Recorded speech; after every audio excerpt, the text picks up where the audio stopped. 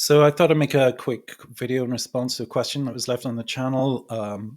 Pippa Gray left a comment that was quite interesting, and in essence, what she was pondering was what's the experience further down the line after having started at an early age with Kundalini sort of initiation and experience, and how has it evolved? How 30 years later, how is it integrated into my life? Well, I can certainly say at the beginning it was extremely dramatic, and it appeared that something extraordinary had happened to me, and uh, something in me just kept saying, well, all of this is nature, it's natural, it is what it is. But I did wonder, like Pippa wonders, what would the consequences be further down the road? I could certainly feel this incredible power that I got plugged into that was beginning to have a sort of very intense impact on my physiology, and left me wondering, what's the meaning of it? What's the sense of it? Certainly there was no one around in my social circle that had the vaguest or foggiest idea of what was going on, and some of them were kind of like a little bit shocked. I don't think so much out of concern for me, but a little bit shocked just by knowing a human being that went through such a radical and such a rapid transformation, and wondering what that implications of that were perhaps for their own life or for their own meaning and sense of what was going on. So there was a sort of like that sort of a gesture feeling that was coming from people around me. And I recognized that I was going through something that certainly was not at that time commonly discussed or commonly understood. I did go get checked out by psychologists and psychiatrists, and they felt that I was not insane. I was able to, talk about my experience without being fully identified with it to a good enough extent for them not to be too concerned about my mental health. But at the same time, I recognized perhaps that I needed to find a situation or find an environment that honored what was happening to me, but also could support me and help me make more sense out of it. And this is why I essentially got attracted to the Theravada Forest Tradition and the monasteries there, because I think perhaps it wasn't conscious, but I recognized that I needed this discipline. I needed this structure. I needed this vehicle that would help me travel down the road and navigate this Kundalini energy that I was working with. So the monastery, in fact, intensified my relationship to Kundalini, because you're living in a very contained celibate lifestyle, 1 meal a day, 6 hours sleep, lots and lots of meditation. So of course that intensifies life force, intensifies our vitality. And the idea then is to use the received wisdom and teachings of the tradition to start to deepen our relationship with that vital force and begin to understand what life force actually is about, how to integrate it, how to cultivate it, and how to take the intelligence and clarity of that life force and begin to understand our position in the universe more and more. So the issue with Kundalini is the amount of different experiences that we can have, and it's very, very natural to become fascinated by these experiences. Becoming fascinated with experiences can't really be avoided. I guess I was fascinated with all the physical effects that I was having. Kind of would always be kind of scanning and looking in and pushing and pulling and constantly trying to sort of make things happen, shove things in the direction I wanted, get rid of things that I didn't want to get rid of. And after many years of basically just sitting with my own experience and watching all of this reactivity and not really getting anywhere with it, not managing to push things in any sort of direction that I imagined I wanted to go, eventually at least you start to give up. You start to give up trying. The fact is, we're already very much engaged in trying to enforce our preferences. That's what we're already up to, whether we're aware of it or not.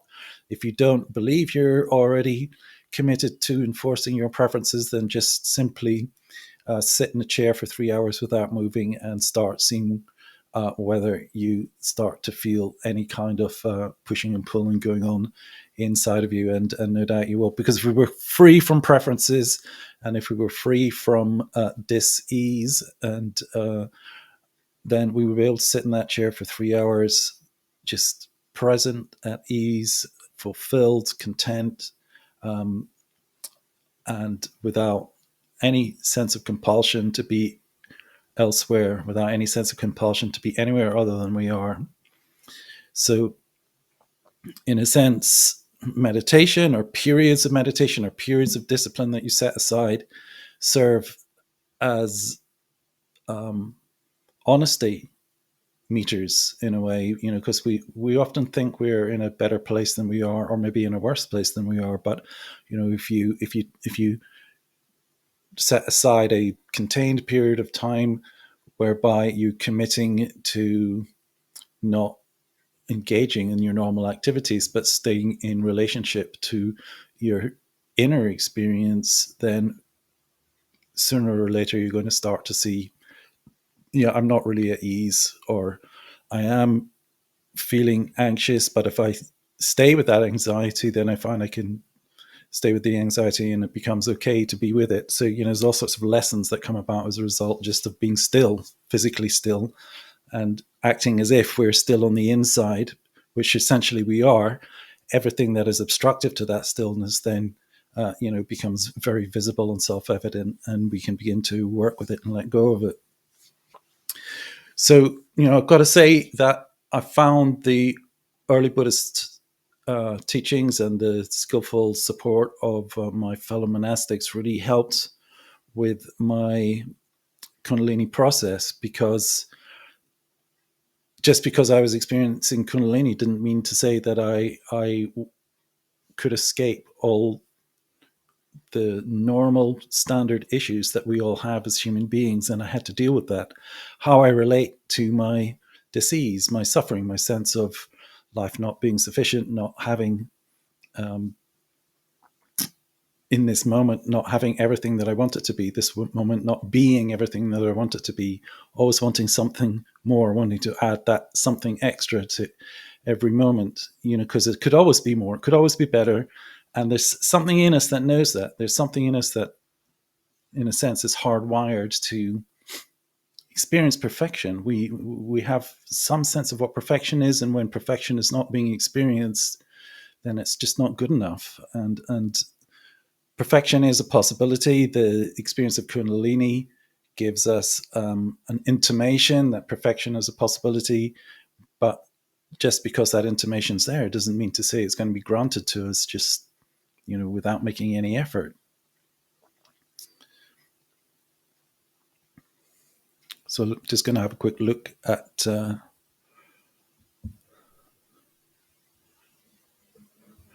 okay, so she's mentioning that she felt, in a sense, she could maybe absorb into the Kundalini energy and just let go of the physical world altogether. Well, I don't think that is actually what the Kundalini energy is here to support us in. It's not what it's not really what it's inviting. I find more it's inviting me to accept the challenge of meeting the physical body, meeting the resistance in the physical body, meeting the seeming opaqueness or density or darkness of the physical body, and begin to wash that Kundalini through the body, purify my understanding of the body, so then I can begin to magnify the Kundalini more and more freely throughout the body. And so that what that essentially boils down to is an encounter with uncomfortable sensations, uncomfortable feelings, feelings of despair, feelings of anxiety, feelings of low self-esteem, feelings of meaninglessness, feelings of grief, feelings of any type that you can imagine. can arise, and when they arise, they'll always arise. They'll always have there'll always be some sense of that sensation in the body. And then when you begin to mix the Kundalini presence with that, and I'm thinking of Kundalini as having a quality of illumination and presence, and well-being that's intrinsic to it. When you begin to mix that well-being with the unwell-being, mix that, in a sense, unlove with with the unloving of the sensation, which is painful, with the loving potential that is of the Kundalini, then you start to get this kind of a marriage, this healing, where obstructions essentially start to be dissolved. And there's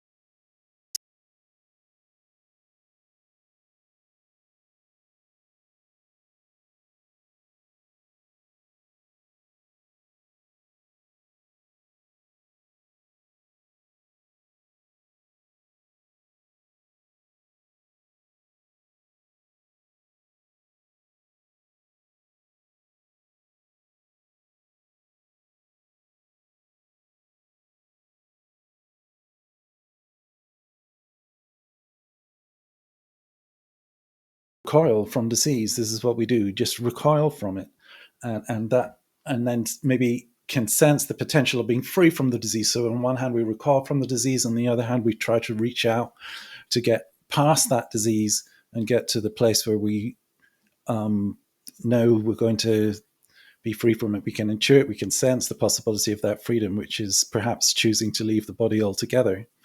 But this is not what we're here to learn. We're here to really learn this very specifically, that if you enter into intimacy with the feeling of disease, and that could be any number of things, if you develop that intimacy, the disease reveals its true nature to us. And its true nature is not contraction, it's not oppression, it's not claustrophobia, it's not even pain, but it's an expansion, it's freedom, it's bliss, and it's well-being, and it's understanding, and it's cognizance, it's knowing about the meaning of the disease and why it's present. And it's present there basically to deepen and enrich our capacity to love.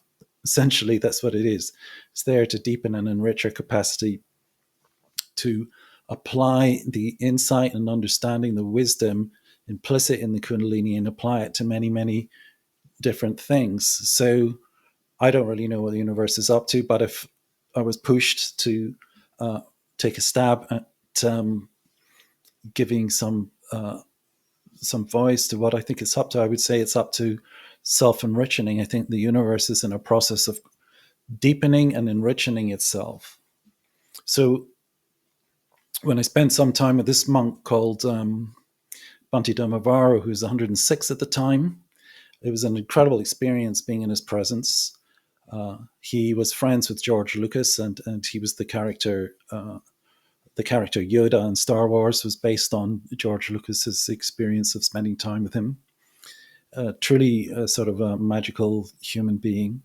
And one of the things he said to me was, if you stay inclining in this way, in this dharmic way of staying present to what superficially appears to be a limitation, what superficially appears to be pain, or superficially appears to be unpleasant, if you stay present with it, actually what happens over time is your life becomes richer and richer. And so in the course of time, it's 30 years since I was with him, spent time with him, I can confirm that my life, my spiritual life, has certainly become richer and richer. So what begins to happen is that Kundalini energy begins to warm up the emotional body, begins to slowly heal it and resolve it. I can't say I've reached the end of that process, but I'm certainly on that road. And you start to feel much more comfortable being situated with your awareness evenly spread throughout of your body. So, that kind of gut-wrenching anxiety starts to become experience just as being grounded in pleasantness and well-being. That feelings of separation in the heart start to be experienced as interpenetration with all things. So all things become experienced as essentially as light, as radiance, and as goodness, as well-being, as a source of compassion. So you start to feel safe. So safety is core to what our legitimate needs are. We are seeking safety. And so the Kundalini energy does start to, you could say, increase the faith of the heart, to open oneself to the impact of existence as it arises from moment to moment. And because of the enriching power of the Kundalini, then the experience of safety grows stronger and stronger. And then for me, my experience is actually my mind becomes stiller and stiller, because I'm not using my thinking processes to try and solve this problem of life not being as good as I need it to be or want it to be. Because as you begin to experience safety and well-being, and you're not searching for it anymore, and all that mechanism that is basically rooted in managing our anxiety about our situation begins to decrease. The mind becomes still. Just because the mind becomes still doesn't mean to say you become stupid. I mean, a lot of what I'm saying is coming out of stillness. I mean, I'm sitting here looking at myself, looking into my eyes on my monitor, speaking to myself, and it's kind of bizarre because, this space around here is just like, it's just like space that is full of light. It's just nothing, it's not a lot going on, but these words are coming out of my mouth. So in a sense, the Kundalini and the inherent intelligence that's intrinsic in awareness, it's called, it's non-manifest. So in a sense, it has that telepathic quality where, a lot of what is coming out of my mouth is not really coming through a process of firstly cognizing and then giving expression to something that I've cognized. It's just born out of stillness directly, without movement. And that's because you're probably getting some strange effects on the video because the light from the sun is literally pouring in, but we'll leave it at that. It's just pure intelligence. So that's what remains. You start to develop more and more intelligence, and you start to get into this groove of right relationship. So it's very important not to be fascinated by seeking out experiences. What's important is to get into this groove of being in right relationship to the way things are, the Dharma of things. So he who knows the Buddha knows the Dharma. He who knows the Dharma knows the Buddha. So that's Buddha speak. But he who knows the truth knows right relationship with the way things are. He who's in right relationship with the way things are knows the truth. And as simple as that. So, we can't really know what journey the Kundalini is going to take us on. It's going to reveal to us areas of weakness. So if you're experiencing grief in your heart, then the thing is, not to believe that that is in any way definitive, but to then stay with the grief and, go towards what is unpleasant, and then enter into this right relationship with it based on methods that I haven't gone into here. But, there's technologies, particularly to do with understanding aspects of the breath, not breath through the nostrils, but subtle breath, whereby you can work with cultivating presence with difficult feelings such as grief or a sense of isolation or whatever it is. It doesn't really matter. When it comes down to it, it's just a sensation. It's just a sensation in the body, and it's partial. It will pass, but also it can be a gateway to depth, to meaning, to freedom. But it's not a story. It's not a story that really sticks or stays. Let's see what the other points you made. Okay, so you say the bliss and samadhi states would permanently be there. Well, bliss and samadhi. I mean, we're human beings, so states change. Um, there is bliss. I've got, I can access bliss whenever I want, 24/7. It's always accessible. But at the same time, I've got human emotions, I've got human vulnerabilities, I've got human failings, and I constantly have to use that resource, and really think of the bliss as a resource. It's a resource to help you deepen your relationship to the to your humanity. And the humanity is not going to go away as long as you have a human body. And the reason you've got a human body is then to take that bliss, use it as a tool to deepen your relationship to humanity, to enrich in your relationship to your humanity, and to start to purify your humanity, in the sense of begin to purify the negativity that may be there. So you're going to encounter every piece of negativity that's in you. And, this is just not going to evaporate like that. You have to, when it arises, you have to go to it, you have to stay with it, you have to endure it, and let it take or follow its own course according to its nature.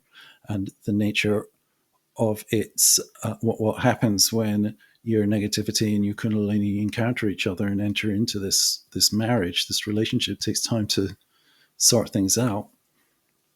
So all of that is, it's like wine. It takes time to mature.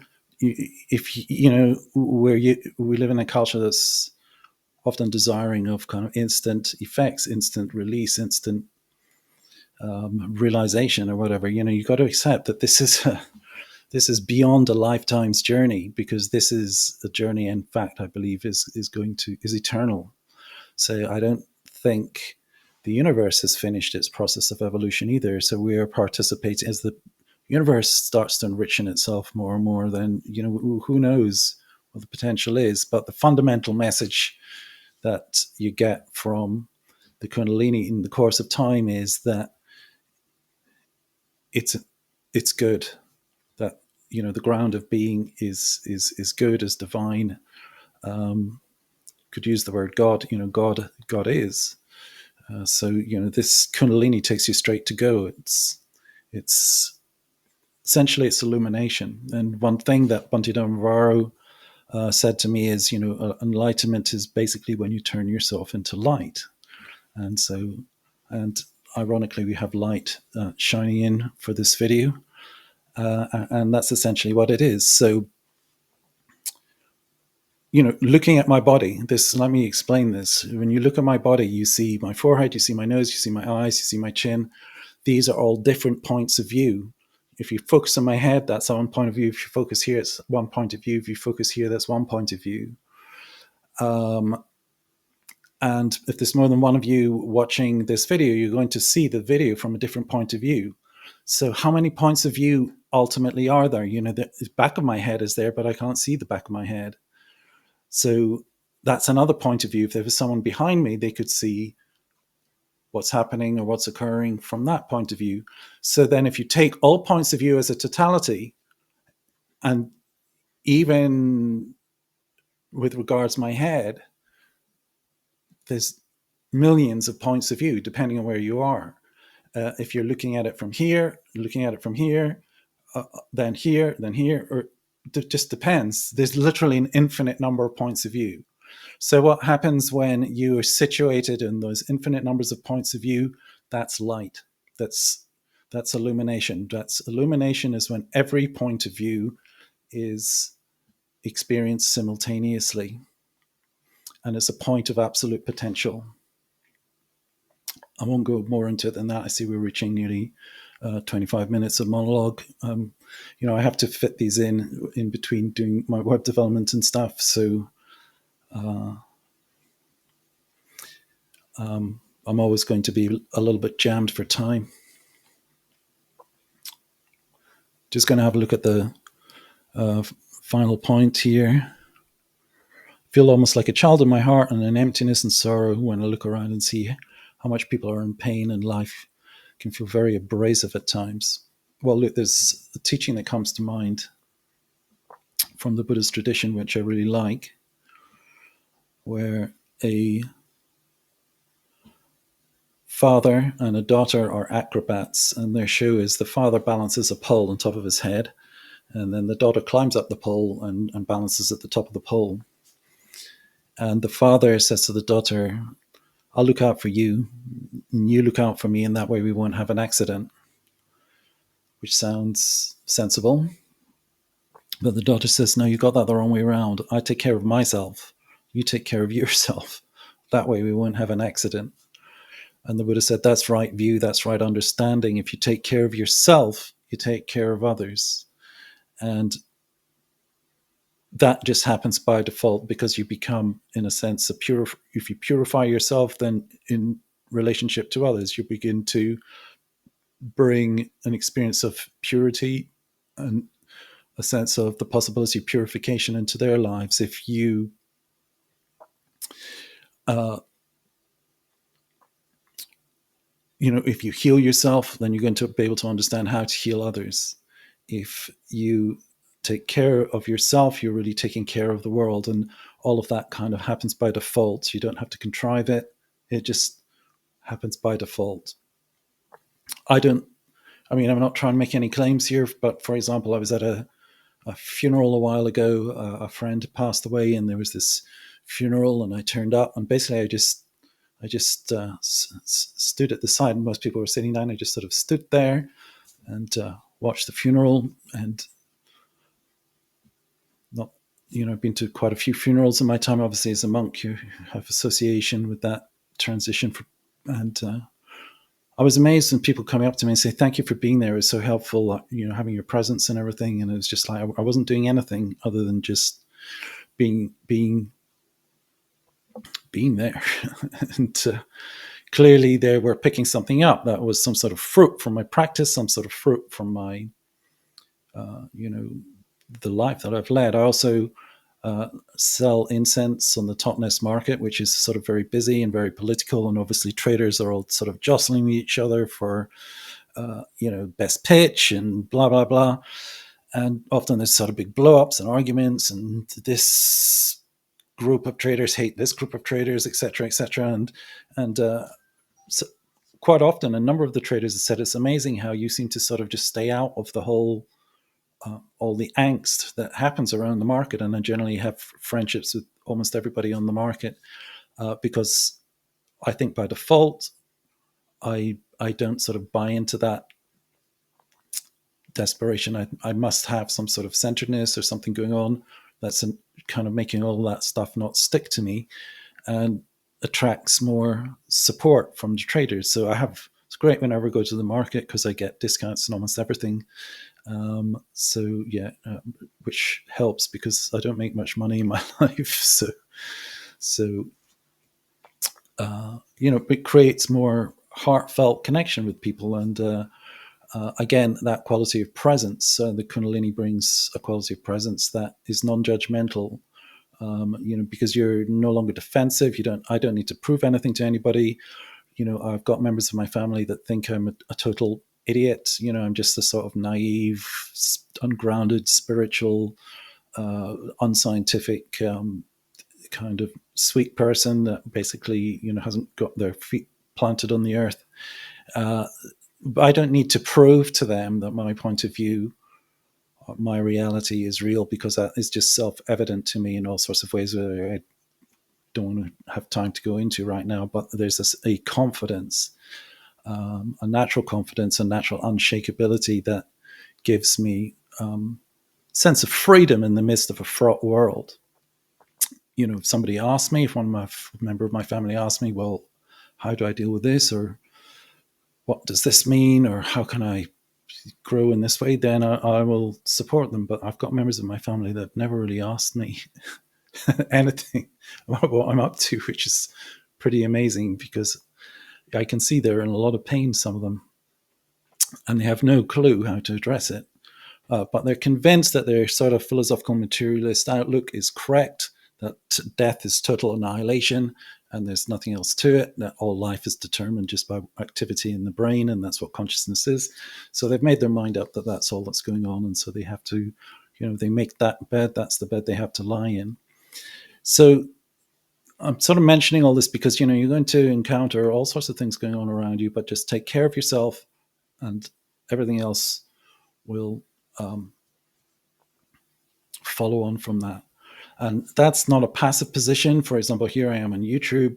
I feel a responsibility to share what I can for those who want to hear. So it's not like I'm just taking care of myself. Fuck everybody else. That's not it at all. Because again, what the Kundalini does as it begins to mature your heart and your head is you begin to. Actually, this is perhaps what I'll make a next video on, because there's stages.